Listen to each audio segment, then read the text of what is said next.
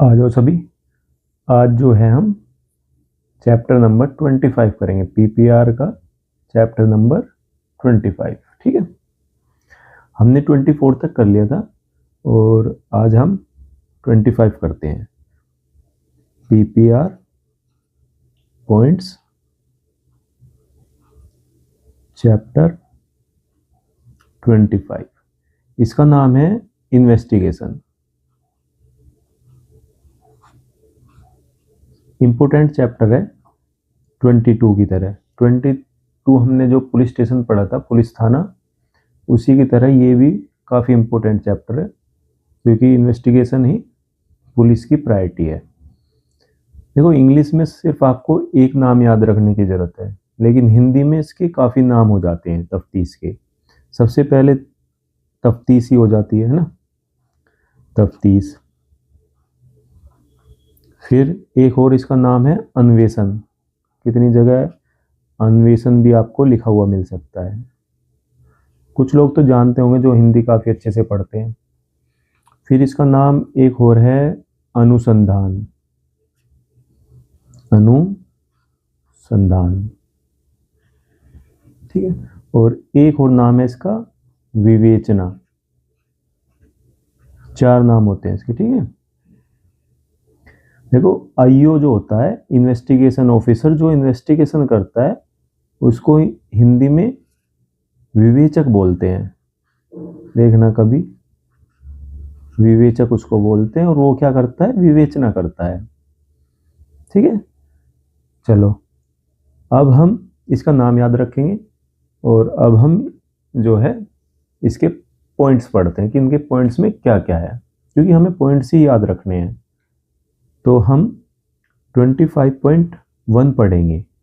तो सबसे पहले, जब चैप्टर का नाम ही इन्वेस्टिगेशन है, तो हम इन्वेस्टिगेशन के अधिकार पढ़ेंगे, ठीक है, पहले पॉइंट में। तो 25.1 में क्या है? तफ्तीश। हिंदी में लिख देता हूं मैं, तफ्तीश के क्या है? अधिकार।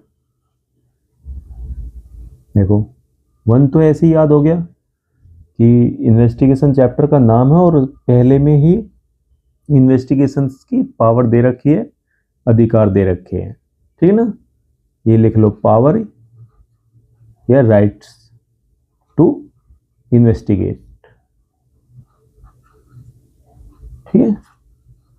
ये इसका पहला पॉइंट है। दूसरा पॉइंट क्या कहता है इसका? 25.2 है पावर ऑफ इन्वेस्टिगेशन ऑफिसर। अब जो इन्वेस्ट करेगा उसकी पावर बता रखी है, यानी कि तफ्तीश अधिकारी की शक्तियां। ऐसे लिख लो, तफ्तीश, या आईओ लिख लो, ओ आई ओ, ठीक है, आईओ लिख लो। आईओ की क्या है? शक्ति, आईओ की शक्ति, ठीक है। Power of investigation officer, power of investigation officer, ये लिख लो, ठीक है। तो दोनों पीपीआर पॉइंट याद हो गए ना। पहले में क्या है? इन्वेस्टिगेशन करने का अधिकार है, और दूसरे में क्या है? इन्वेस्टिगेशन जो करेगा पुलिस ऑफिसर, उसकी पावर है। यहां तक क्लियर है ना। अब आ जाओ 25.3 में। इसमें इसको एक ही वर्ड से याद रख लो आप, 25.3 को, 0 FIR, 0 FIR। अब बहुत सारे बच्चों को ये नहीं पता होगा कि 0 FIR क्या होती है। देखो, मैं बता देता हूँ आपको, आपको सिर्फ सुनना है। ऐसी FIR जो किसी भी थाने में दर्ज की जा सकती है, ठीक है ना, और भले ही उस थाने में अपराध ना हुआ हो। समझ में आ रहा है? देखो, ये थाना A है और ये थाना B है। ये यूपी में है और ये दिल्ली में है। ऐसे आपको जल्दी समझ में आ जाएगा। मान लो कोई घटना यहाँ पर हुई है यूपी में, और जो पीड़ित व्यक्ति है वो अभी दिल्ली में है। विक्टिम कहाँ है? दिल्ली में है। और वो दिल्ली में एफआईआर दर्ज करने के लिए पहुंच जाता है थाने में। तो दिल्ली जो थाना है दिल्ली का, वो क्या करेगा? इसकी 0 एफआईआर कर लेगा। इसका नाम 0 क्यों रखा? क्योंकि जो हमारी एफआईआर की संख्या चल रही होगी वो नहीं बढ़ेगी, क्योंकि ये ट्रांसफर होगा केस। तो अगर ये जब ट्रांसफर ही होना है तो इसकी 0 एफआईआर कर लेते हैं।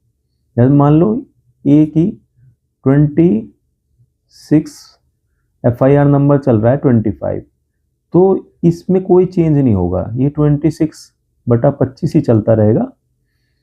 इसकी 0 एफआईआर कर लेंगे, और ये 0 एफआईआर रजिस्टर नंबर 2 जो होता है रोजनामचा, उसमें लिखी जाएगी। तो क्वेश्चन ये भी आ जाता है कि 0 एफआईआर कौन से रजिस्टर में लिखी जाती है। तो सबको लगता है कि एफआईआर है तो पहले रजिस्टर पर टिक लगा देते हैं, जो कि गलत है। तो रजिस्टर नंबर 2 में इसकी एंट्री होगी 0 एफआईआर की, और एंट्री करने के बाद इस क्या करेंगे, फिर बाद में वो ट्रांसफर हो जाएगी यूपी में जहां वो घटना हुई है। अब समझ में आ गया ना किसी को 0 एफआईआर क्या होती है? अब कभी नहीं भूलोगे, ठीक है। अब इससे अगला पॉइंट भी इसी का ही है, 25.4। ये क्या कहता है कि 0 एफआईआर मिलने पर तुरंत इन्वेस्टिगेशन करेंगे। तो 0 एफआईआर मिलने पर तुरंत तफ्तीश करेंगे। 2 पॉइंट ये याद हो गए, 2 पॉइंट ये याद हो गए, ठीक है। इसके बाद क्या करेंगे, इन दोनों को ऐड करेंगे, 3 और 4 को ऐड करेंगे, और हम आएंगे सीधा 25.7 पर। 25.7 क्या कहता है कि जब कोई केस एक थाने में रद्द होता है और दूसरे में दर्ज हो जाता है, तो क्या होगा, ये 0 एफआईआर हमारे यहाँ रजिस्टर हुई थी, ये यहाँ पर रद्द हो जाएगी और दूसरे थाने में रजिस्टर हो जाएगी। तो यही 25.7 बता रहा है। किसी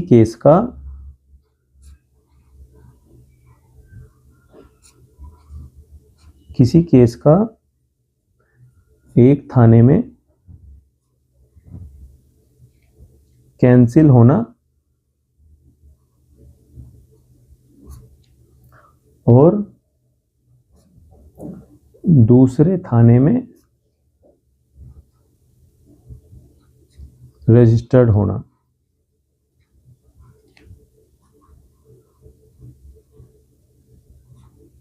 और ये कौन करेगा?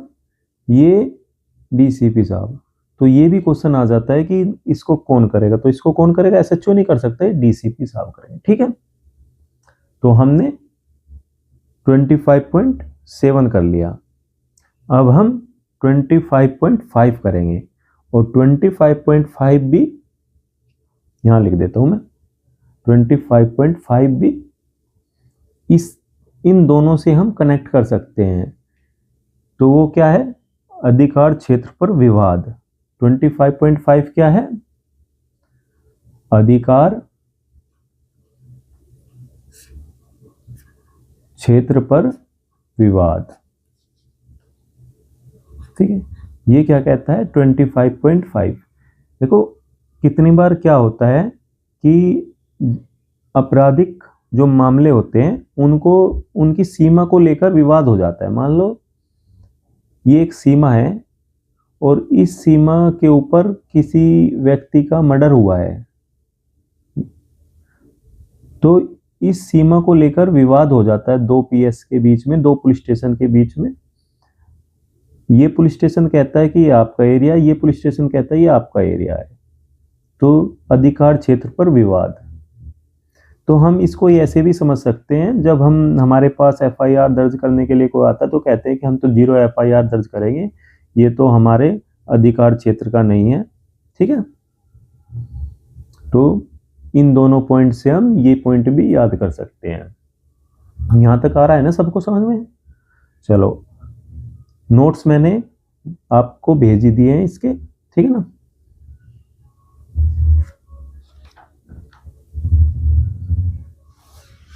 तो हमने 25.5 तक कर लिया है और अब हम 25.6 करेंगे। देखो 6 क्या कहता है, जब भी कोई चार्ज लेता है या चार्ज देता है, उसके सिग्नेचर केस डायरी पर किए जाएंगे, ठीक है। देखो क्या कहता है ये कहता है कार्य ग्रहण और कार्य ग्रहण हो गया, कार्य मुक्ति होगा ना, हाँ, कार्य मुक्त, यानी कि चार्ज लेते और देते समय अधिकारी द्वारा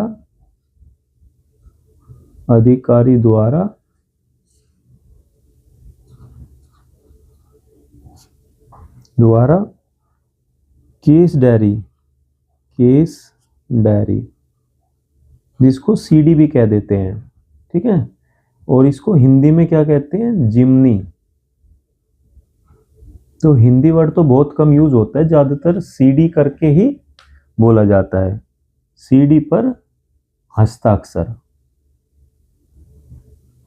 ठीक है, करेंगे।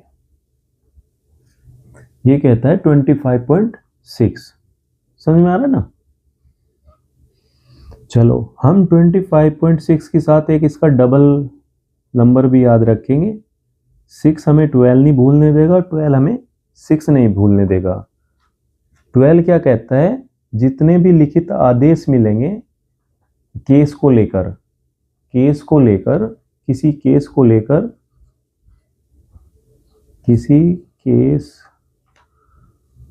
लेकर जितने भी लिखित आदेश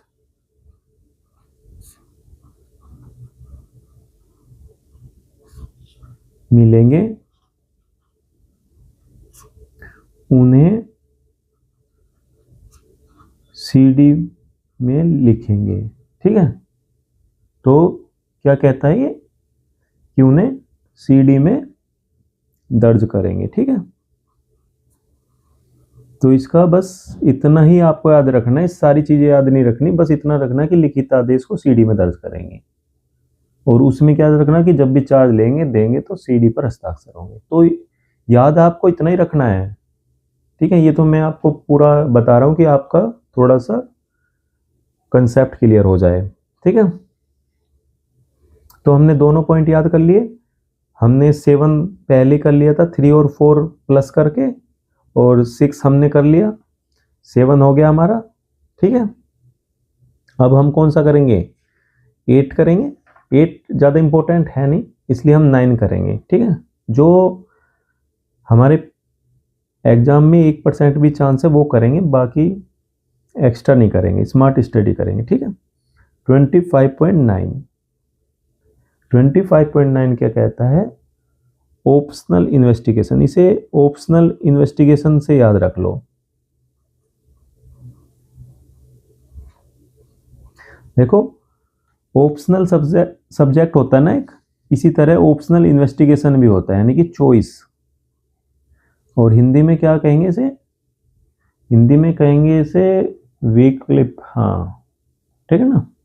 तो ये जो है वही चीज है कि देखो मैं इसको पूरा एक्सप्लेन में बता देता हूँ एक बार, ठीक है। इसमें क्या होता है कि इसमें 3 पॉइंट बता रखे हैं। पहला पॉइंट क्या कहता है इसमें, कि अगर इन्वेस्टिगेशन का सफिशिएंट ग्राउंड नहीं है तो नहीं करेंगे। मतलब अगर लगता है कि इन्वेस्टिगेशन इस केस में करनी जरूरी नहीं है तो नहीं करेंगे। समझ में आ रहा? सुन लेना, ही लिखा हुआ मैंने नोट्स भेज ही दिए नंबर पे, ठीक है ना। व्हाट्सएप नंबर नोट कर लो आप, अगर किसी को नहीं मिले तो।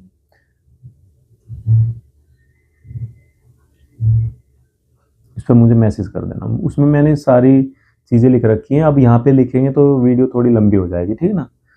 तो इसमें क्या देखो, पहला पॉइंट क्या कहता है, यानी कि चॉइस हुई ना इन्वेस्टिगेशन की। अगर भाई इन्वेस्टिगेशन जरूरी नहीं है, सफिशिएंट ग्राउंड नहीं है, तो नहीं करेंगे।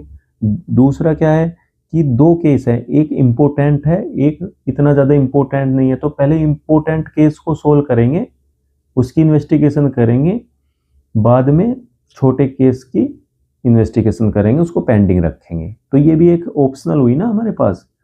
और तीसरा क्या है कि जब भी इन्वेस्टिगेशन करेंगे तो उसका मैसेज दिया जाएगा, यानी कि सीनियर ऑफिसरों को बताया जाएगा, ठीक है। तो ये इसके 3 पॉइंट है। 25.9 आ रहा है ना, हर पॉइंट क्लियर होता जा रहा है ना।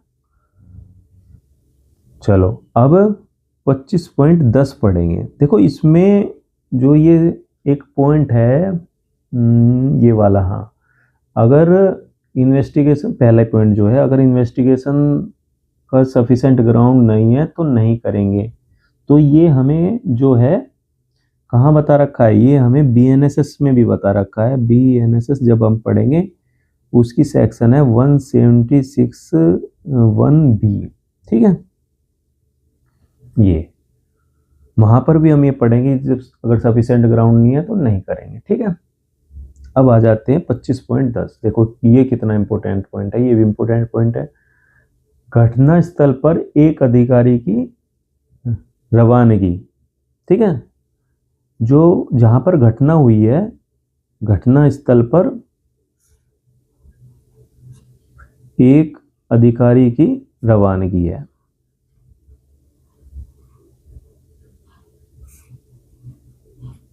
तो इसमें तो कोई समझाने वाला तो कुछ चीज़ है नहीं भाई, इसमें तो पता ही चल रहा है आपको कि मौके पर एक अधिकारी को भेजा जाए। अच्छा, ये कौन सा बीएनएस में है? देखो ये भी बीएनएसएस में है, 176(1)(a। ये 176 का 1 का ए पार्ट कहता है कि घटना हुई है, वहां पर एक अधिकारी को भेज दो। फिर बी में क्या कहता है कि अगर वहां पहुंचने के बाद ये पता चलता है कि इसका तो सफिशिएंट ग्राउंड नहीं है तो नहीं करेंगे इन्वेस्टिगेशन। देखो कितना ये भी लगातार है, यहाँ पे हमें उल्टा पढ़ना है थोड़ा सा, बस समझ में आ रहा है ना। अब आ जाते हैं हम इससे अगले पीपीआर पे 25.11। और ये क्या कहता है? ये कहता है कि जितने भी असंज्ञेय मामले हैं उनकी इन्वेस्टिगेशन मजिस्ट्रेट के आदेश के बिना नहीं करेंगे। बस आपको इतना ही याद रखना है, और ये हर जगह याद रखना है कि संज्ञेय मामले जो होते हैं, संज्ञेय अपराध जो होते हैं, उनकी इन्वेस्टिगेशन बिना किसी आदेश के कर सकते हो आप। लेकिन जो एनसीआर होते हैं, नॉन कॉग्निजेबल ऑफेंस होते हैं, उनकी इन्वेस्टिगेशन मजिस्ट्रेट के आदेश के बिना नहीं करेंगे, ठीक है। क्या है? असंज्ञेय मामले, मामले या अपराध, ठीक है, कैसे भी लिख लो, मामले की इन्वेस्टिगेशन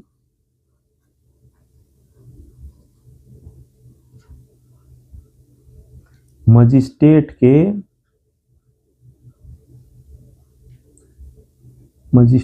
के आदेश के बिना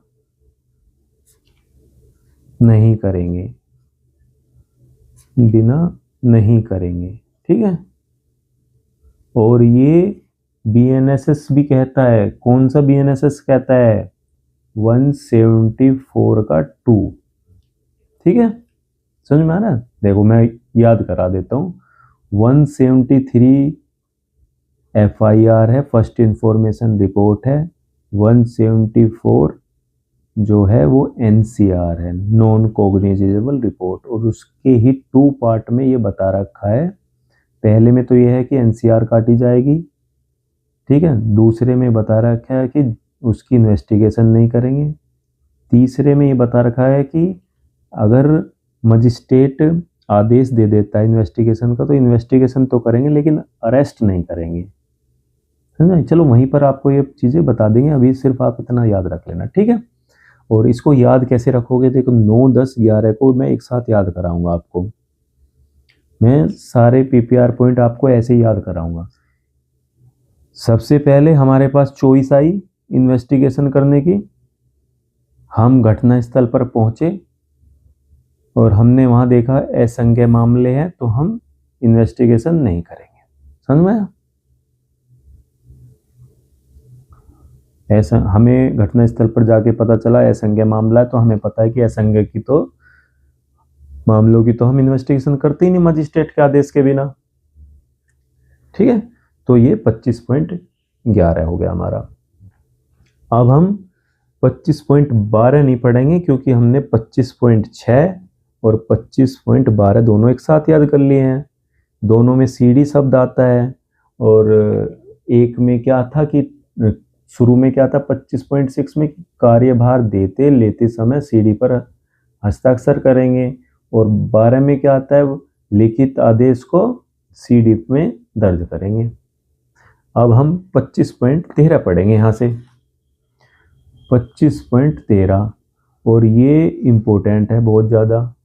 25.6 भी इम्पोर्टेंट था, 25.10 भी इम्पोर्टेंट था, 11 भी था, मैंने बता भी रखा है कौन कौन से इम्पोर्टेंट है और कौन से मोस्ट इम्पोर्टेंट है और कौन से मोस्ट इम्पोर्टेंट है।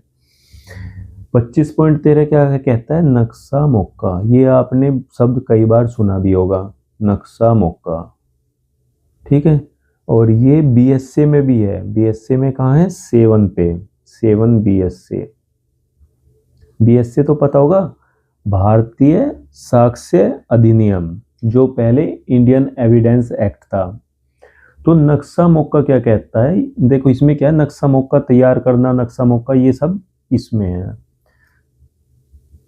जहां अपराध हुआ है वहां का एक नक्शा मौका बनाया जाता है कि मौके पर क्या क्या चीज़ है, मतलब कि उसके नॉर्थ में क्या है, वेस्ट में क्या है, ईस्ट में क्या है, साउथ में क्या है, कहाँ गली है, कहाँ पेड़ है, कहाँ बाथरूम है, कहाँ उसके, वो सारी चीज़ें नक्शा मौका में बनती है, ठीक है। अब हम 25.13 के बाद क्या पढ़ेंगे, 25.14। 25.14 क्या कहता है कि आईओ जो है एक्सपर्ट की सहायता ले सकता है, तो इसमें कोई बुरी बात है ही नहीं, आईओ एक्सपर्ट की मदद ले सकता है, बस इतना ही है। देखो हमने एक पीपीआर पॉइंट और पढ़ा था 21.32, वहां भी आईओ मदद ले रहा था, ठीक है। वहां किस चीज की मदद ले रहा था बताओ, वहां सीआईडी की मदद ले रहा था, किस आईओ की सहायता सीआईडी कर सकता है, तो सीआईडी क्या था, क्रिमिनल इन्वेस्टिगेशन डिपार्टमेंट। तो ऐसे चीज़ों को अगर याद करके रखोगे तो थोड़ा हेल्प मिलेगी आपको याद करने में, ठीक है। तो 25.14 में क्या कहता है कि आईओ एक्सपर्ट की मदद ले सकता है, यहाँ आप इस दोनों पॉइंट को ऐसे याद रख लो कि नक्शा मौका बनाने में आईओ ने मदद ली है, एक्सपर्ट की मदद लेगा, समझ में आई। आईओ नक्शा मौका इतनी आसानी से बनता भी नहीं है ना। चलो अब 2 पॉइंट और याद करेंगे, 25.16 और 25.17, ये भी इम्पोर्टेंट पॉइंट है। तो 25.16 क्या कहता है, सरकारी कर्मचारी के जो विरुद्ध कोई केस दर्ज हुआ है तो उसके विभाग को सूचित करेंगे। मान लो ये बंदा है, ये यूपी पुलिस में है और ये दिल्ली पुलिस ने अरेस्ट कर लिया है,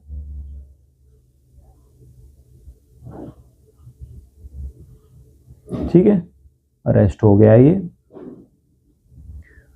तो 25.16 क्या कहता है कि दिल्ली पुलिस जो है यूपी पुलिस को इन्फॉर्म करेगी, कि आपका ऐसे ऐसे एक बंदा हमने अरेस्ट कर लिया है, या वो कोई केस उसके विरुद्ध रजिस्टर हुआ है। हाँ ठीक है, समझ में आ रहा है ना इतना। देखो अरेस्ट करने का जाएगा 26.13 में, ठीक है। मैं तो ऐसे याद रख रखा है, 3 का डिफरेंस है इनमें, ठीक है। और केस रजिस्टर का कहाँ जाएगा 25.6 में। दोनों में इन्फॉर्म ही करना है, लेकिन इसमें क्या है, केस रजिस्टर की इंफॉर्मेशन देंगे अगर कोई केस रजिस्टर होता है, ठीक है। और इसमें क्या देंगे, अरेस्ट की इंफॉर्मेशन देंगे। आ रहा है ना समझ में। दोनों पॉइंट एक साथ याद कर लेना, 25.16 और 26.13। चलो इसका एक और पॉइंट याद करा देता हूं मैं आपको। जब हम 26 पढ़ेंगे तो और मदद आएगा। 26.14 इससे लगातार, इसमें क्या है, जितने भी आर्मी ऑफिसर हैं अगर वो अरेस्ट होते हैं तो उनके जो कमान का जो इंचार्ज है उनको इन्फॉर्म करेंगे, क्योंकि उनका अलग से सजा का प्रावधान है, वो अलग से उनका अपना अलग कोर्ट है, ठीक है। तो उनको भी बताएंगे। तो यहाँ पे क्या आ जाएगा, यहाँ पे तो नॉर्मल, मतलब यहाँ पे तो सरकारी कर्मचारी है, लेकिन यहाँ पे आर्मी भी है। समझ में आ रहा है ना। तो 25.16 में केस रजिस्टर होने पे इंफॉर्मेशन देंगे, 26.13 में अरेस्ट होने पर देंगे, और 26.14 में आर्मी के लिए है, आर्मी नेवी एयरफोर्स इनके लिए अलग से है, ठीक है। तो ये आप ऐसे कनेक्ट करके रखोगे। अब आ जाओ, हम कहाँ पर आ गए, 16 के बाद 17। देखो अब 17 भी इसको कैसे याद रखेंगे। 17 क्या कहता है, 17 कहता है कि जो भी इंपॉर्टेंट केस है उनका अध्ययन कौन करेगा, जियोज करेंगे। इंपॉर्टेंट केस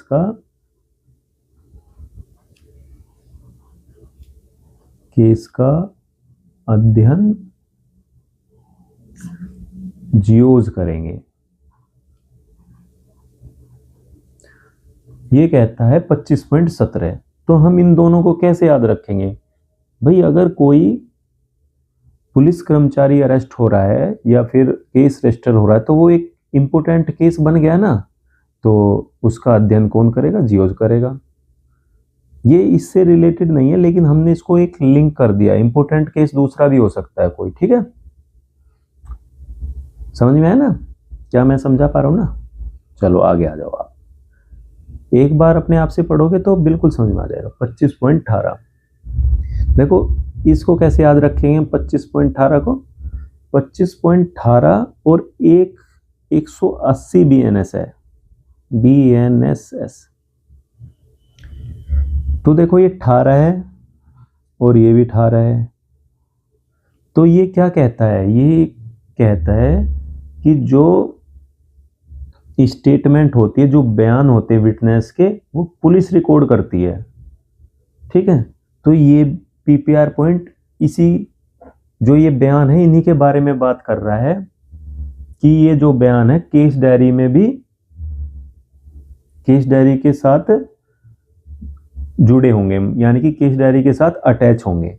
समझ में आया। देखो मैं बताता हूं, अब जिन्होंने 180 BNS पढ़ रखी होगी उनको तो समझ में आ जाएगा, लेकिन जिन्होंने नहीं पढ़ रखी उन्हें नहीं समझ में आएगा। तो मैं बता देता हूँ 180 BNSS क्या कहती हैं। इसमें बयान दर्ज होते हैं, बयान लिखा जाता है। किसका लिखा जाता है, विटनेस का, ठीक है ना। बयान होते हैं इसमें, और ये होते हैं पुलिस के सामने, ठीक है ना, कि पुलिस के सामने के बयान को कोर्ट नहीं मानती, लेकिन फिर भी वो लिए जाते हैं। और फिर है 183, ये ही सेम बयान होते हैं, लेकिन ये किसके सामने होते हैं, ये होते हैं मजिस्ट्रेट के सामने। तो जो मजिस्ट्रेट के सामने बयान होते हैं वो ही वैलिड होते हैं,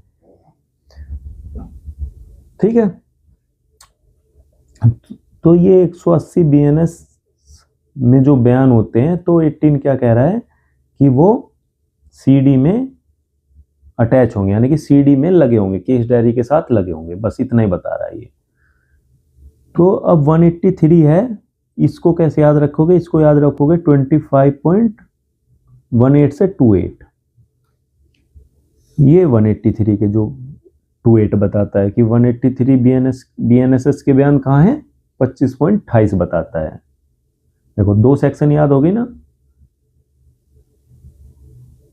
25.28, 25.18, इसमें 180 BNSS के बयान है, इसमें 183 की BNSS के बयान है। ये मैंने अंतर बता दिया, ये पुलिस में है, पुलिस लेती है और इनको मजिस्ट्रेट लेता है। हो गया ना याद?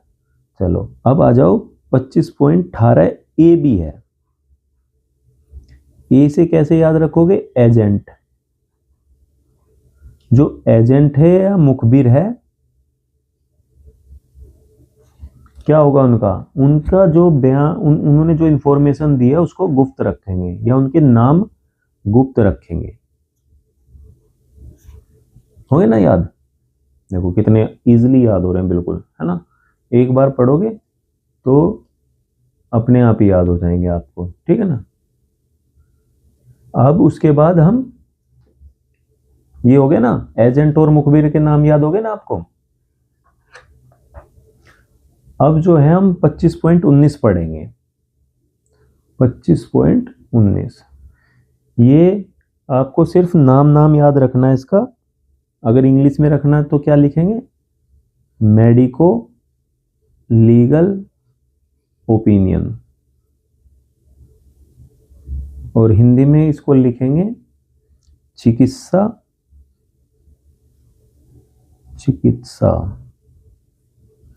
चिकित्सा कानूनी राय, कानूनी या वैज्ञानिक कानूनी राय। तो अगर ये पूछा जाता है चिकित्सा कानूनी राय कौन से पीपीआर पॉइंट में है, तो वो कौन से पीपीआर पॉइंट में है? 25 के 19 में। ठीक है, आराम से समझ में आ रहा है नहीं है? चलो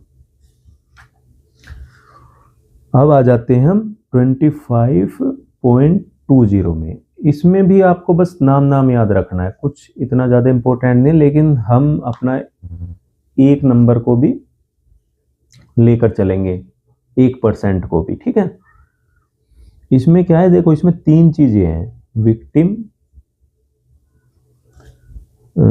कंप्लेनेंट और विटनेस। ठीक है, विटनेस की क्या है? बयान दर्ज करना, इन तीनों के बयान दर्ज करना है इसमें।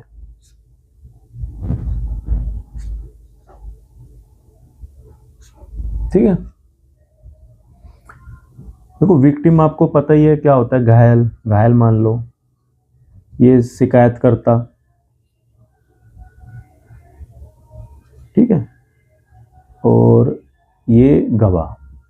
ठीक है, इनके बयान दर्ज करना। ठीक है, इससे ज्यादा कुछ भी नहीं है। अब आते हैं 25.21 पे। ये इंपॉर्टेंट है भाई, मोस्ट। ठीक है, 25.21 याद रखना है बिल्कुल अच्छे तरीके से। ये है डाइंग डिक्लेरेशन। इसको हिंदी में कहते हैं मृत्यकालीन कथन। क्या है ये? मृत्यकालीन कथन।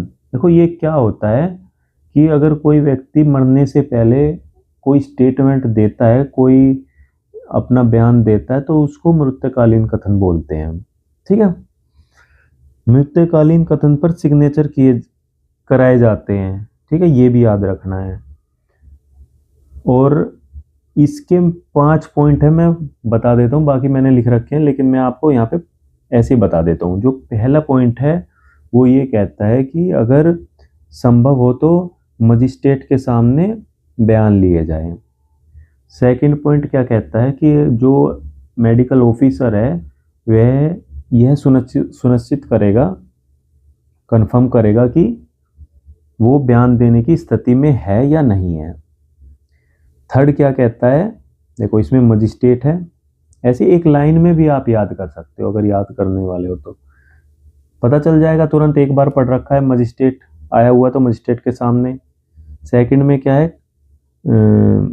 कंफर्मेशन बाय डॉक्टर, कंफर्मेशन यानी कि वो बयान देने की स्थिति में है या नहीं है। सेकंड क्या कहता है कि मान लो मजिस्ट्रेट नहीं है, कोई जियोज भी नहीं है, तो 2 या प्लस गवाह के सामने दे दो।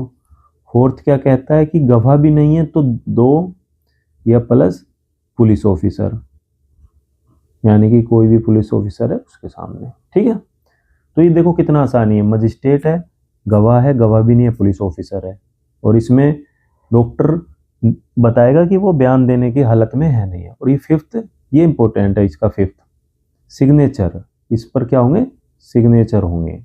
और ये BNSS की 181 की 2 भी कहती है, और 1 देखो ये दोनों अपोजिट है, 181 की 1 और 2 कहती है सिग्नेचर होंगे और 1 कहती है सिग्नेचर नहीं होंगे। तो 2 किस चीज को कहती है कि मृत्यकालीन कथन पर तो सिग्नेचर होंगे,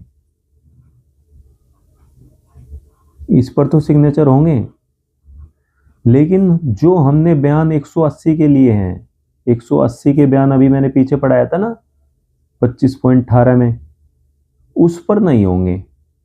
बस समझ में आ गया, वहां पर जब हम पढ़ेंगे तब भी इन चीजों को हम रिकॉल करेंगे। ठीक है, अब आ जाओ 25.22। इसमें क्या है, इसमें है महिलाओं की डॉक्टरी, यानी कि मेडिकल एग्जामिनेशन ऑफ वुमेन। तो ये भी थोड़ा सा इंपॉर्टेंट है, महिलाओं की डॉक्टरी से जुड़ा हुआ है, तो थोड़ा सा ध्यान रखना है। आ सकता है कि महिलाओं की डॉक्टरी कौन से PPR पॉइंट के अनुसार होती है, तो 2 करके याद रख लेना, 22। ठीक है, अब इससे अगला है 25.23।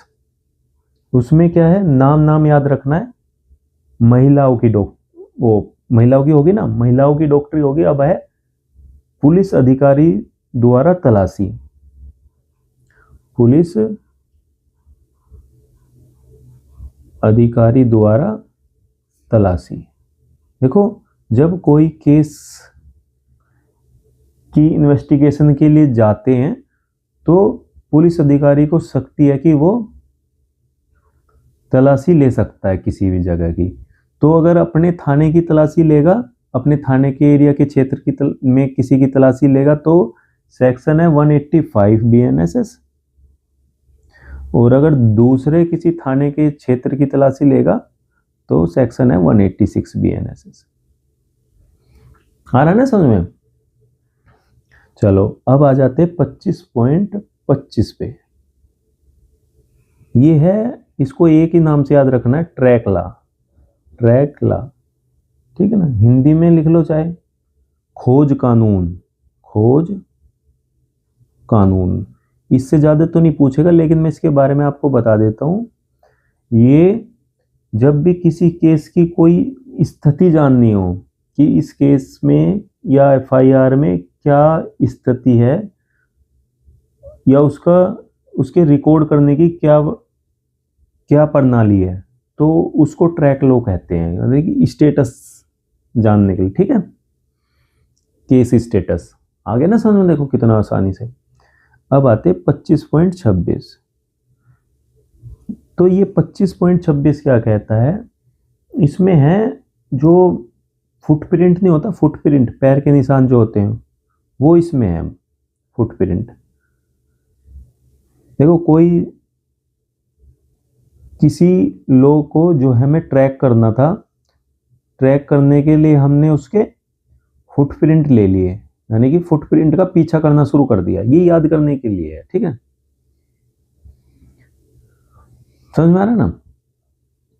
ये तो याद रहेगा, 22 में महिलाओं की डॉक्टरी है और फिर इसमें पुलिस अधिकारी द्वारा क्या है, तलाशी है। तो डॉक्टरी और डॉक्टरी के बाद तलाशी।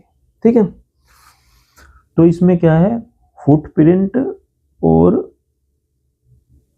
खोज यानी कि ट्रैक, खोज संबंधित जो कानून है वो उसका महत्व बता रखा, मतलब उनके फुटप्रिंट और खोज साक्ष्य लिख लो, है ना, एविडेंस का महत्व। वो इसमें बता रखा है। तो ये दोनों एक साथ याद रख लेना, ठीक है। ये तो अलग ही है 21 नंबर। अच्छा, इसका BS से भी है, भारतीय साक्ष्य अधिनियम कौन सा है इसका? 26। ये भी याद रखना इसके साथ, 25, 26 ऐसे याद रख लेना, ठीक है। और ये दोनों ट्रैक फुटप्रिंट, समझ में आया। अब आते हैं 27, 25.27। ये है कन्फेशन। कन्फेशन, कुछ लोगों को तो इसके बारे में अच्छे से पता होगा, यानी कि अपराध कबूल करना। अपराध कबूल करना यानी कि मान लेना। देखो, आपने दृश्यम 2 देखी होगी, जिसमें वो अजय देवगन अपना कन्फेशन रिकॉर्ड करता है और कहता है कि मेरा कन्फेशन है और मैंने ऐसे ऐसे किया। तो ये कन्फेशन वही वाला है, ठीक है, अपराध कबूल करने वाला। हो गया ना 25.27 भी। देखो क्या हुआ, हमने ट्रैक किए उसके फुटप्रिंट, और फिर जब हमने उसका फुटप्रिंट को पीछा किया, ट्रैक किए, तो उसने अपना अपराध कबूल कर लिया। हो गया यार, यहाँ तक कोई दिक्कत तो नहीं ना। अब हम इससे आगे पढ़ते हैं एक बार। इससे आगे है हमारे पास 25.28, लेकिन हम उसे नहीं पढ़ेंगे क्योंकि हमने 25.18 और 25.28 दोनों एक साथ पढ़ लिया है। इसमें पुलिस द्वारा बयान रिकॉर्ड करना है, इसमें मजिस्ट्रेट द्वारा। इसमें 180 के बयान और इसमें 183 के बयान, ठीक है। चलो अब आगे आते हैं 25.29। देखो कैसे मैं आपको याद दिलाता हूं। अभी हमने पीछे 25.25 पढ़ा था जिसमें ट्रैक ला था, फिर हमने 25.26 पढ़ा था जिसमें फुटप्रिंट था, और फिर हमने 25.27 पढ़ा था जिसमें कन्फेशन था, ठीक है। और अब हम 25.29 पढ़ेंगे। 28 हमने साथ में पढ़ लिया था। तो जब उसने अपना कन्फेशन कबूल कर लिया, मतलब अपना अपराध, तो हम उसे वादा माफ गवाह बना देंगे। क्या करेंगे? हम उसे वादा माफ गवाह बना देंगे। ये है 25.29। देखो वादा माफ गवाह क्या होता है? वादा माफ गवाह, अब कितनों को तो समझ में नहीं आ रहा होगा, लेकिन मैं इसको बता देता हूं।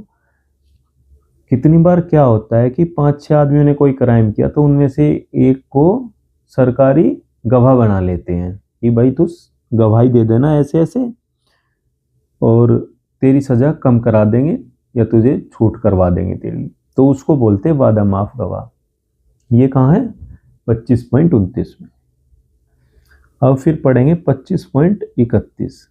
यहां से जो है मृत्यु के PPR पॉइंट शुरू होते हैं।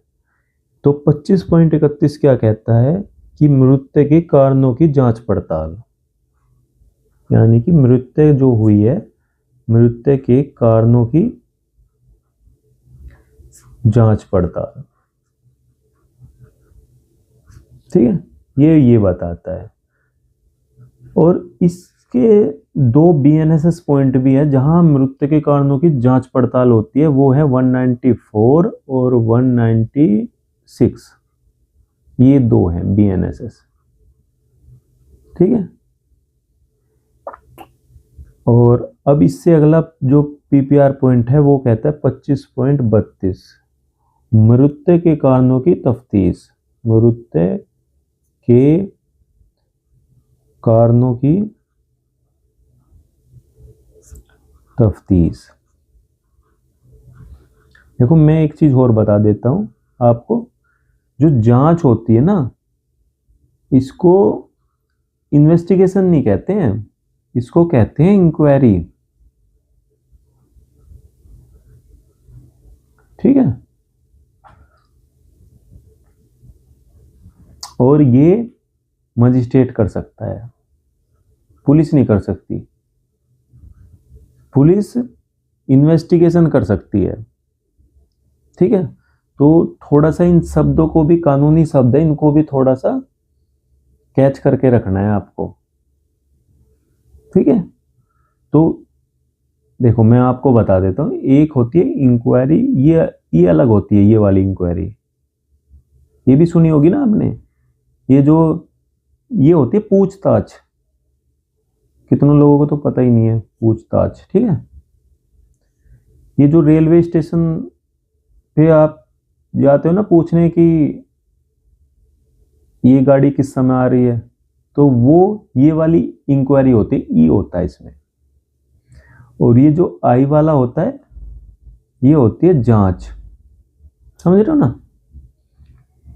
और ये जांच हम कितनी बार इन्वेस्टिगेशन को समझ लेते हैं, लेकिन ये जांच अलग है, ये मजिस्ट्रेट द्वारा होती है, पुलिस द्वारा तफ्तीश होती है। मैंने इन्वेस्टिगेशन के इसलिए आपको शुरू में चारों शब्द लिखवाए थे, ठीक ना।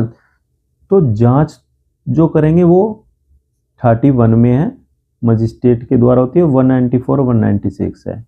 और मृत्यु के कारणों की तफ्तीश 194 में भी है, BNSS में, वो पुलिस करेगी। अब देखो मैं थोड़ा सा और इस पे क्लियर कर देता हूँ।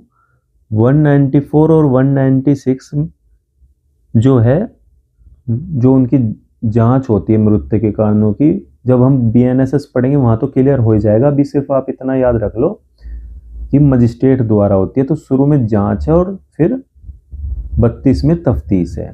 तो कितनी बार क्या होता है कि किसी की मृत्यु हो गई, तो हो सकता है कि वो नेचुरल ना हो के किसी ने मर्डर किया हो, तो अगर पुलिस के पास कोई सूचना आती है तो पुलिस तफ्तीश कर सकती है। और इसी केस में क्या कर सकते हैं कि जज भी जांच के आदेश दे सकते हैं, यानी कि तफ्तीश करने के आदेश दे सकते हैं, ठीक है। तो दोनों चीजें हो सकती हैं कि पुलिस खुद तफ्तीश कर ले या मजिस्ट्रेट ऑर्डर कर दे या मजिस्ट्रेट खुद जांच कर ले, ठीक है, समझ रहे ना। तो ये क्या होती है, पुलिस द्वारा, बाय पुलिस। तो ऐसे आप इन दोनों पॉइंट को याद रखेंगे। फिर क्या है 25.33, आईओ द्वारा घटना स्थल पर कार्रवाई, यानी कि जो मृत्यु घटना स्थल है, देखो मृत्यु के चल रहे हैं ना, सबसे पहले मजिस्ट्रेट बड़े हैं तो मजिस्ट्रेट आएंगे, फिर पुलिस आएगी, ठीक है। मृत्यु घटना स्थल पर कार्रवाई किसके द्वारा, आईओ द्वारा, ठीक है। हो गई कार्रवाई, होगी, ठीक है। अब क्या होता है 25 पॉइंट, ये तीनों पॉइंट ऐसे याद रखोगे ना। 25.34 क्या कहता है, शवों को खोद कर निकालना, शवों को खोद कर निकालना। देखो ये जांच हो गई, तफ्तीश हो गई, कार्रवाई हो गई, लेकिन अगर ऐसा हुआ कि शिकायत मिलने से पहले उन्होंने क्या किया कि शव को दबा दिया, ठीक है ना, दफना दिया शव को, तो उसके बाद भी निकाल सकते हैं। ऐसे नहीं कि शव को दफना दिया तो फिर उसके बाद तो अब क्या होगा। तो इसमें क्या चीज है, इसमें एक चीज और याद रखना, अगर 21 दिन से ज्यादा का समय हो गया शव को दबे हुए, तो सिविल सर्जन की राय लेकर मजिस्ट्रेट आदेश कर सकते हैं, ठीक है ना। लेकिन आपसे बस इतना ही पूछा जाएगा, लेकिन 21 दिन रख लेना। अगर 21 दिन से अधिक, तो टाइम पूछ लेता कितने दिन, तो 21 दिन है, ठीक है ना। और ये BNSS में भी है, BNSS 196 की 3। देखो ये 2 सेक्शन है, मैं आपको बता दूंगा वहीं पर जब पढ़ेंगे, 194 और 196। तो जब भी ये ऐसे केस हो जाते हैं कि किसी का नेचुरल डेथ या बीमारी की वजह से बता देते हैं, लेकिन वो होता क्या है, मर्डर होता है, तो ये सारी जांच, सुसाइड, ज़्यादातर ये सुसाइड शब्द आ जाते हैं ना, तो सुसाइड की भी जांच होती है ना, सुसाइड किया है या सुसाइड केस बना दिया है मार के कि भाई इसने तो सुसाइड कर लिया, तो वो सारी चीज़ें इनमें, ठीक है। और इसमें 196 में जो कस्टडी में मौत हो जाती है, पुलिस कस्टडी में, वो भी है, ठीक है ना। वो जब पढ़ेंगे तब आपको क्लियर होगा, अभी एक थोड़ा सा खाका बन जाएगा। अब आते हैं 25.35 पे। 25.35 क्या कहती है? मरणावेशन रिपोर्ट है, यानी कि इंक्वेस्ट रिपोर्ट। जब किसी की डेथ हो जाती है तो वो एक रिपोर्ट बनती है ना, वो है इसमें मरणावेशन रिपोर्ट बोलते हैं जिसको। इसके 3 फॉर्म है, ये याद रखना। 25.35(1)(a), अगर किसी की मृत्यु नेचुरल हुई है, प्राकृतिक हुई है, तो ये वाला फॉर्म भरेंगे नेचुरल, ठीक है। मैं नेचुरल लिख देता हूँ। 25.35(1)(b) है, अगर किसी की हिंसा, कितनी जगह बुक में हिंसा हिंसा लिखी हुई है, लेकिन इसमें हिंसा भी है और दुर्घटना भी है, तो गलती नहीं करेंगे दुर्घटना से, तो ये वाला फॉर्म भरेंगे। और सी है ये जहर, ये भी इम्पोर्टेंट है, जहर का भी पूछ लेते हैं। तीनों ही याद रखने हैं, ये फॉर्म है, बस इतना ही याद रखना, इसमें और कुछ नहीं याद रखना फॉर्म नंबर। अब आ जाते हैं 25.36। देखो सारे मृत्यु के चल रहे हैं, फिर आ जाता है पोस्टमार्टम।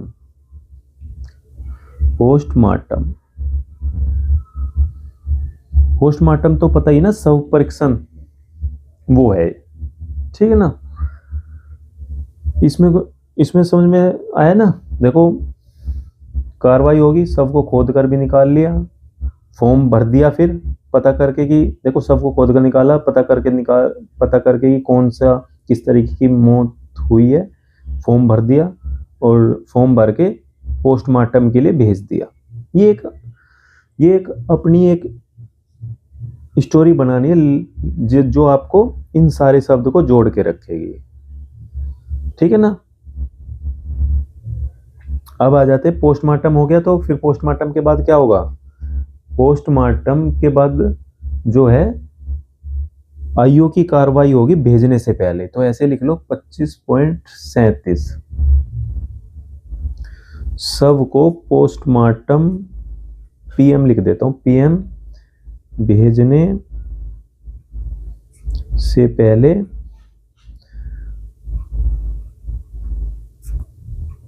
आईओ द्वारा की जाने वाली कार्रवाई, ठीक है भाई। पोस्टमार्टम के लिए भेजेंगे तो उससे पहले भी तो कार्रवाई होती है, क्या क्या जो भी कार्रवाई होगी, ऐसे थोड़ा कि बस एकदम से भेज देंगे। तो कार्रवाई को कहाँ बता रखा है? इसमें बता रखा है। तो आपसे यही पूछा जाएगा कि आईओ द्वारा जो कार्रवाई है पीएम भेजने से पहले, पोस्टमार्टम भेजने से पहले, वो कौन से पीपीआर पॉइंट में? तो वो 25.37 में। भूलोगे तो नहीं ना। देखो मैंने आपको बता दिया, मृत्यु के कारणों की शुरू में जांच करेंगे, फिर तफ्तीश करेंगे, फिर घटनास्थल पर कार्रवाई है, और फिर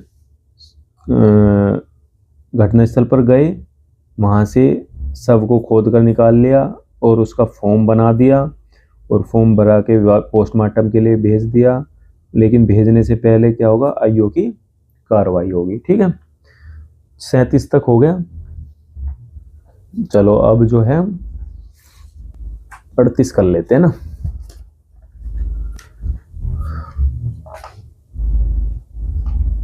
देखो 38 क्या कहता है? 25.38, ये इंपॉर्टेंट है, याद रखना इसको। इसमें है अनआइडेंटिफाइड डेड बॉडी, यूआईडी भी बोल देते हैं ना, unidentified dead body, unidentified dead body, ठीक है। ये अनआइडेंटिफाइड डेड बॉडी का क्या बता रखा है इसमें बता रखा है कि अगर पहचान ना हुई हो, ऐसा शव जिसकी पहचान ना हुई हो, तो उसे 72 घंटे तक सुरक्षित रखेंगे, ठीक है। अब आ जाते 25.39। ये क्या कहता है? जो शव है या चोट से जो ग्रस्त लोग हैं, उसके साथ एक फॉर्म भर के भेजा जाता है, तो वो फॉर्म नंबर है ये, ठीक है ना। फॉर्म नंबर है सबके साथ जाने वाला,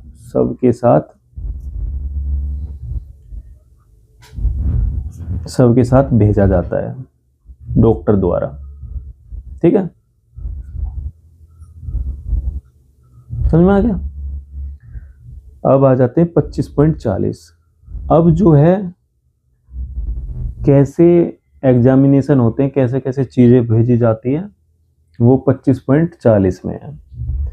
25.40 में क्या है, मेडिकल एग्जामिनेशन के लिए जो वस्तु है उनको भेजने का तरीका है। ठीक है ना, तो इसमें लिख लो मेडिकल एग्जामिनेशन के लिए वस्तु भेजने का तरीका, वस्तु भेजने का कैसे कैसे चीजें भेजेंगे, कैसे पैक करेंगे, वो सारी चीजें कहां पर है, यहां पर। ठीक है, अब आ जाते हैं 25.41 पे। थोड़ा जल्दी कर देते हैं ना, नहीं तो फिर लंबी वीडियो हो जाएगी। 25.41 क्या कहता है, 25.41 में जो रासायनिक समझते हैं ना,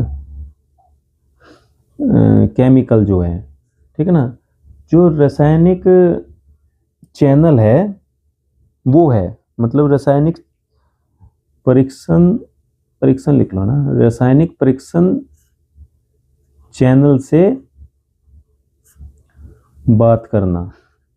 ठीक है ना, बात करना, ये कहाँ बता रखा है 25.41 में। यहाँ तो वैसे बता रखी मेडिकल एग्जामिनेशन के लिए, यहाँ रासायनिक परीक्षण चैनल से बात करने का बता रखा है। लेकिन इसका 25.41 याद रखना, ये इंपॉर्टेंट है।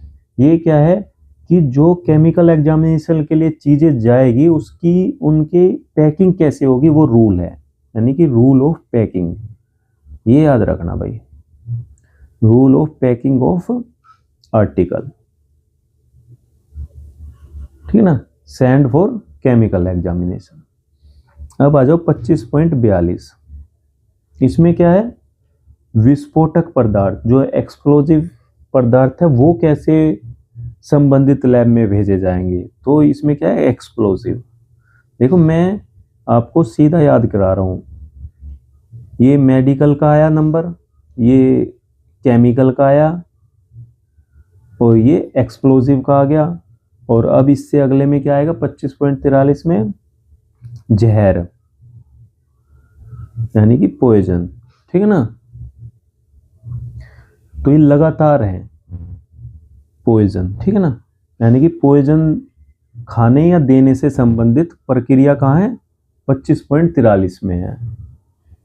और फिर है 25.45।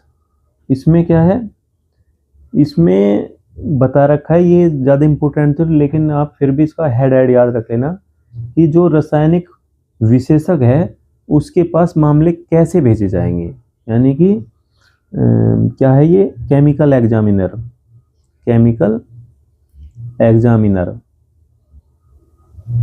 के पास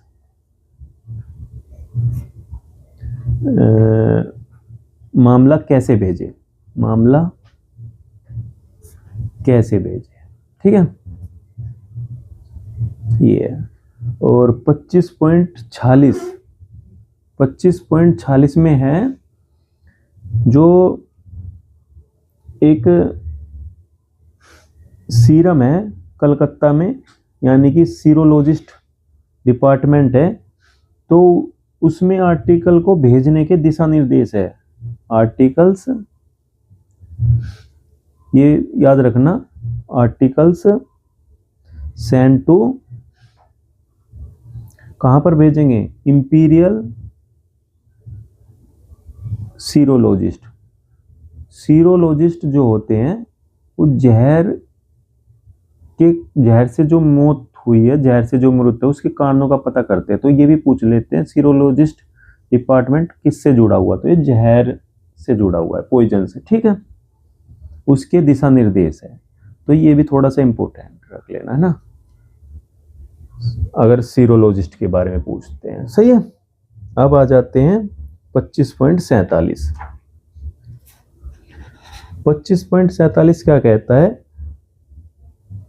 रिपोर्ट है बस इसमें, रिपोर्ट ऑफ मेडिकल ऑफिसर की। ठीक है, रिपोर्ट ऑफ मेडिकल ऑफिसर। तो 40 से लेके 47 तक ये रिपोर्ट जो है वस्तु भेजने का तरीका है, मतलब ठीक है, अलग अलग डिपार्टमेंट का बता रखा है। शुरू में मेडिकल एग्जामिनेशन का है, फिर केमिकल का है, फिर विस्फोट का है, फिर जहर का है, फिर रासायनिक डिपार्टमेंट को कैसे भेजें, और फिर सीरोलॉजिस्ट है, और फिर रिपोर्ट ऑफ मेडिकल ऑफिसर है। ठीक है, तो 25.47 तक तो सब याद हो गया होगा। चलो अब आ जाते हैं 25 पॉइंट, फिर यहाँ से 51 पढ़ेंगे। 25.51 में क्या है? गवाहों द्वारा संदिग्ध व्यक्ति की पहचान। देखो, जो गवाह होते हैं वो पहचान करेंगे, किसकी करेंगे? सस्पेक्टेड पर्सन की। सस्पेक्टेड माने होता है जो शक के दायरे में है, सस्पेक्टेड पर्सन की।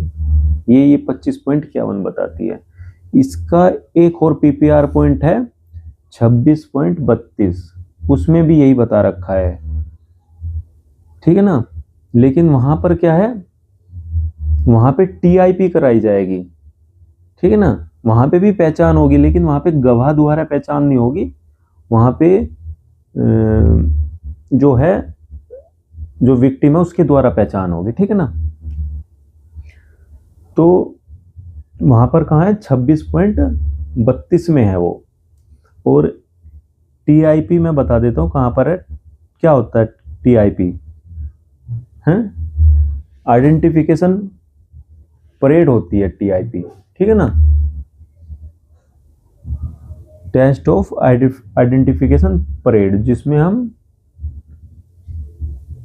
पहचान करते हैं जो अपराधी है उसकी। ठीक है ना, तो वो टीआईपी है, और वो 7 बीएससी में भी है और 54 बीएनएसएस में भी है। ये चीजें याद रखना। तो मैंने 4 चीजें बता दी, 25.51, 26.32, 7 और 54। अब आते हैं 25.52 में। 25.52 में क्या है? हुए एंड क्राई नोटिस का प्रचार है। देखो, हुए एंड क्राई नोटिस हमने पहले पढ़ा था। कहां पे पढ़ा था हमने? 23.18 में। लेकिन इसमें क्या, इस नोटिस का प्रचार है, एक शब्द और जुड़ गया है। ठीक है ना, वो कहां पर है? 25.52 में। अब आ जाते हैं 25.53 में। इसमें क्या है? जो केस डायरी है उसका क्या है? केस डायरी का रिकॉर्ड है, नहीं रिकॉर्ड तो अगले में। इस केस डायरी तैयार करना है। ठीक है ना, तैयार करना, या केस डायरी भी लिखा मिल सकता है, केस डायरी तैयार करना, प्रीपेड। ठीक है ना, और इससे अगले में क्या है? इससे 25.54 में क्या है? इसका रिकॉर्ड है, केस डायरी का रिकॉर्ड, और इसका फॉर्म भी इसी में है 25.54 में। ठीक है, याद रहेगा ना। अब आ जाओ 25.56 में। देखो 25.56 क्या कहता है? अगर 24 घंटे में इन्वेस्टिगेशन पूरी ना हो, 24 घंटे में इन्वेस्टिगेशन पूरी ना हो, पूरी ना हो, ठीक है, पूरी ना हो तो आगे की प्रक्रिया ये है। ठीक है, देखो समझना, किसी क्रिमिनल को अरेस्ट किया तो सबसे पहले उसका मेडिकल कराएंगे। मेडिकल कराने के बाद क्या होगा कि आप उसे 24 घंटे के अंदर अंदर मजिस्ट्रेट को पेश करना होगा, और वो सेक्शन है 58 बीएनएसएस, जो ये कहती है कि 24 घंटे के अंदर अंदर उसको मजिस्ट्रेट को पेश करना होगा। तो आपके पास 24 घंटे ही है इन्वेस्टिगेशन करने के, तो उसके बाद क्या होगा? आप उसको पेश करोगे कोर्ट में और वहाँ से पीसी ले लोगे पुलिस कस्टडी कि मुझे जी और इन्वेस्टिगेशन करनी है, तो वो क्या बताया पीसी कहाँ से लेते हैं 187 बीएनएसएस में। समझ रहे हो ना? थोड़ा सा डीपली बाद में बता देंगे, अभी ज़्यादा लंबी वीडियो हो जाएगी, लेकिन आपको फिर भी समझ में आ रहा होगा। 58 बीएनएसएस ये कहती है कि 24 घंटे के अंदर उसको मजिस्ट्रेट के सामने पेश करेंगे और हमारे पास 24 घंटे होते हैं, अगर हमें जांच पड़ताल करनी है तो कर लो, पूछना जो भी। फिर क्या होता है कि हम अगर नहीं हुई जांच पूरी, नहीं हम इन्वेस्टिगेशन कर पाए, तो 187 बीएनएसएस में हम पुलिस कस्टडी ले लेते हैं और तब उससे फिर पूछताछ करते हैं। तो ये कौन सा पीपीआर पॉइंट बताता है 25.56। और ये एक और चीज़ बताता है कि जो चार्जशीट होती है, चार्जशीट, उसका फॉर्म भी यही है 25.56(1). तो अगर ये आ जाता है कि चार्जशीट का फॉर्म कौन सा है तो 25.56(1), दोनों चीज़ इसमें याद रखना आप। चलो अब आगे आ जाओ। 25.57 ये क्या कहती है? ये कहती है, देखो वो अलग चीज है, वो 24 घंटे लिखा हुआ है उसमें, इसमें 24 घंटे नहीं लिखा हुआ। इसमें क्या, तफ्तीश पूरी ना होने पर, मान लो कि भाई पुलिस ने एक किसी केस में पूरे एफर्ट्स डाल दिए, लेकिन वो केस भाई फिर भी नहीं सोल्व हुआ, तो 25.57 क्या कहता है कि भाई क्लोज कर देंगे इन्वेस्टिगेशन, ठीक है, और क्लोज करने के बाद इन्वेस्टिगेशन समाप्त हो जाएगी, ठीक है ना, उसको अनट्रेस में डाल देते हैं ना। तो इसके बाद क्या है, इसका फॉर्म कौन सा है? इसका फॉर्म है, जब ऐसे केस को क्लोज कर देते हैं तो कौन सा फॉर्म भरा जाता है? 25.57 का 2, ये इसका फॉर्म है। तो दोनों चीजें याद रहेगी ना, तफ्तीश पूरी ना होने पर चालान पेश करना, चार्जशीट पेश करना, क्लोज ऑफ इन्वेस्टिगेशन करना, और उसका जो फॉर्म है, अगर पूरी मेहनत करने के बाद भी केस सोल्व ना हो, असफल रहे, तो 25.57 के 2 को भर के दे देंगे, ठीक है। समझ में आ गया ना यहाँ तक? चलो 25.58 नोट्स में आपको बिल्कुल क्लियर समझ में आ जाएगा, वहाँ मैंने सारी चीज़ें लिख दी हैं। देखो ये 25.58 क्या है? आईओ की किट, ये लास्ट है, आईओ की किट। किट भी आ जाती है और थैला भी लिखा जाता है, आईओ का थैला। आईओ के थैले में जो जो सामान होते हैं, कितने आइटम होते हैं इसमें? 18, 8 और 8, ठीक है। बस इतना ही इसको आप याद रखना है, बाकी कुछ याद रखने की जरूरत नहीं है। थोड़ी सी वीडियो लंबी बन गई है, लेकिन ये इम्पोर्टेंट जो है चैप्टर है, और इसमें से काफ़ी चीज़ें कनेक्ट भी होती है। तो अभी यहीं तक रखते हैं। चलो, थैंक यू, आपने मुझे इतना समय दिया।